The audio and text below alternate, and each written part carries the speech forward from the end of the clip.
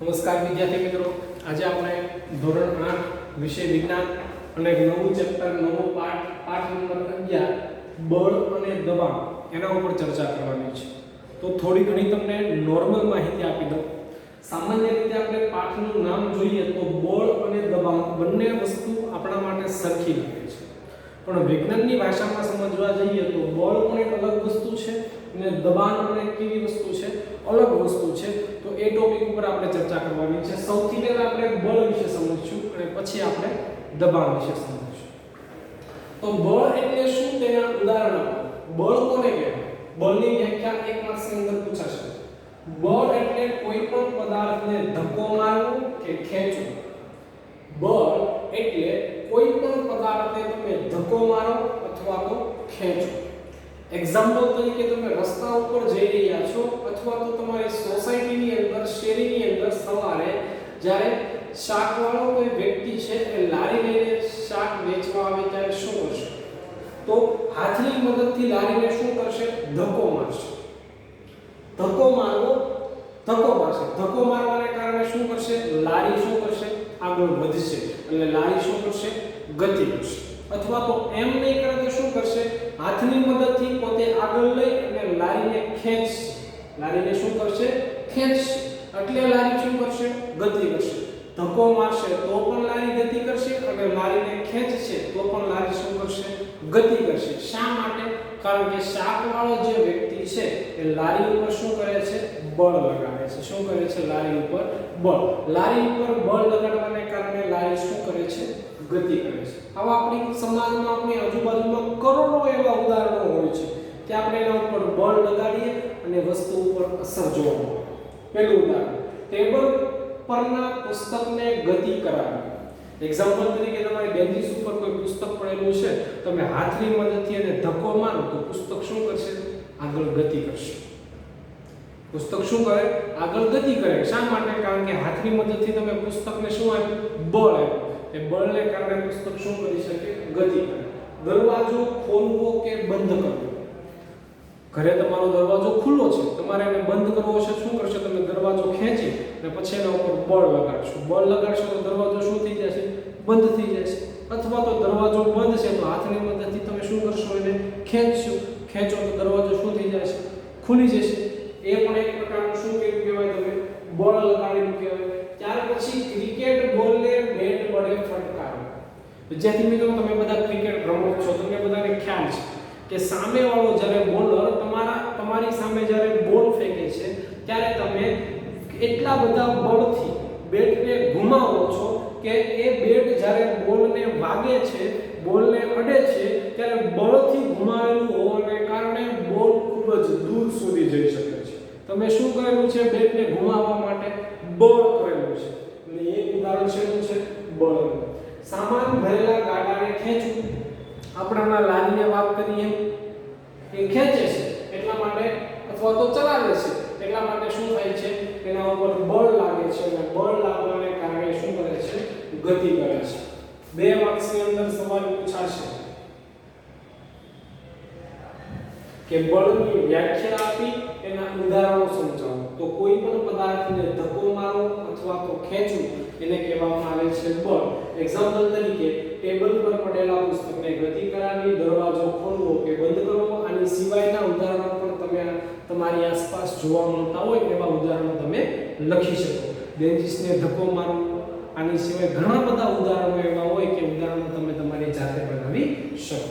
ત્યાર પછીનો સવાલ આવે છે, બળોને બે પદાર્થ વચ્ચેની આંતરિક ક્રિયાને કારણે ઉદ્ભવે છે તે સમજાવો. સવાલ થોડો ટફ છે પણ સમજશું એટલે આપણને સરળતાથી યાદ રહી જશે. બળ છે એ બળ બે પદાર્થની આંતરિક ક્રિયાને કારણે ઉદ્ભવે છે તે સમજાવો. શા માટે? તો એક આપણે ઉદાહરણ લઈએ. કોઈ એક વ્યક્તિ છે, એ એક 4-વ્હીલર ગાડી છે, એ 4-વ્હીલર ગાડીની પાછળ ઊભો છે. 4-વ્હીલર ગાડી છે, એ ગાડીની પાછળ એ વ્યક્તિ સ્થિર ઊભો છે. હવે શું કરશે? તો કે એ વ્યક્તિ ગાડીને અડતો નથી કે ગાડીને ધક્કો લગાવતો નથી. કોઈ એક વ્યક્તિ છે એ સ્થિર કારની પાછળ ઊભો છે. એ માણસની હાજરીને લીધે કાર ગતિ કરતી નથી. કાર છે, માણસની પાછળ માણસ ઊભો છે, પાછળ આ કાર છે, આ માણસ છે, તો કાર શું કરે છે? ધીમે ધીમે ગતિ કરે છે. વ્યક્તિ તો કારને અડતો પણ નથી, તેમ છતાં કાર ગતિ કરે છે. તો આને શું કહેવાય? માણસની હાજરી છે એટલા માટે કાર ગતિ નથી કરતી, પરંતુ કારમાં લાગેલા બળને કારણે કાર શું કરે છે? ગતિ કરે છે. આનું આ ઉદાહરણ લઈએ. આ કાર છે, એની પાછળ માણસ ઊભો છે. હવે માણસ શું કરે છે? હાથની મદદથી કારને જોરથી ધક્કો મારે છે. શું કરે છે? હાથની મદદથી કારને શું કરશે? જોરથી ધક્કો મારશે. જોરથી ધક્કો મારવાને કારણે કાર શું કરશે? ગતિ કરશે. પહેલા મુદ્દામાં શું કર્યું છું? માણસ કારને અડો પણ નહોતો, તેમ છતાં કારે ગતિ કરી હતી, કારણ કે કારની અંદર રહેલું પેટ્રોલ, ડીઝલ કે જે કાંઈ છે એના કારણે કાર ગતિ કરી. બીજા કિસ્સામાં આપણે શું કર્યું? પેલા માણસે કારને ધક્કો માર્યો, ધક્કો મારવાને કારણે કારે શું કરી? ગતિ કરી. બંને બીજા કિસ્સામાં શું કર્યું? માણસે કારને બળ આપ્યું એટલા માટે કારે ગતિ કરી. તો અહીં કારને ખસેડવા માટે માણસે બળ લગાવવું પડ્યું. આપણે વાત કરીએ, માણસે બળ લગાવ્યું એટલા માટે કારે શું કરી? ગતિ કરી. અહીંયા માણસ અને કાર બીજા કિસ્સાની વાત કરવાની છે, પહેલો કિસ્સો ભૂલી જવાનો છે. અહીંયા માણસ અને કાર આ બંને વચ્ચે આંતરક્રિયા થઈ. જ્યારે ધક્કો માર્યો ત્યારે બંને વચ્ચે શું થયું? આંતરક્રિયા થઈ. આંતરક્રિયા થવાને કારણે શું કરી? એના બંને વચ્ચે બળનો ઉદ્ભવ થયો અને બળનો ઉદ્ભવ થવાને કારણે કાર શું કરી? ગતિ કરી. અહીંયા માણસ અને કાર બંને વચ્ચે આંતરક્રિયા થઈ. આંતરક્રિયા થવાને કારણે બંને વચ્ચે શું થયું? તો કે આંતરક્રિયા થવાને કારણે બંને વચ્ચે બળનો ઉદ્ભવ થયો અને બળનો ઉદ્ભવ થવાને કારણે કાર શું કરે છે?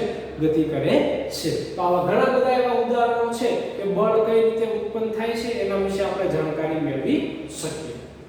ત્યાર પછીનો ત્રીજો સવાલ છે કે એક જ પદાર્થ પર બે બળ એક જ દિશામાં લાગે અથવા તો પરસ્પર વિરુદ્ધ દિશામાં લાગે તો શું થાય? એક્ઝામ્પલ તરીકે કોઈ એક જ પદાર્થ છે, એક જ પદાર્થ ઉપર બે બળ એક જ દિશામાં લાગે અથવા તો વિરુદ્ધ એટલે કે અલગ અલગ દિશામાં લાગે તો શું થાય? એક્ઝામ્પલ તરીકે આ પદાર્થ છે, એક જ દિશામાં હું અહીંયાથી આને ધક્કો મારું છું, આ વસ્તુને અહીંયાથી ધક્કો મારું છું, સાથે સાથે કોઈ બીજો વ્યક્તિ આવીને એ પણ એક જ દિશામાંથી આ દિશામાંથી ધક્કો મારે છે.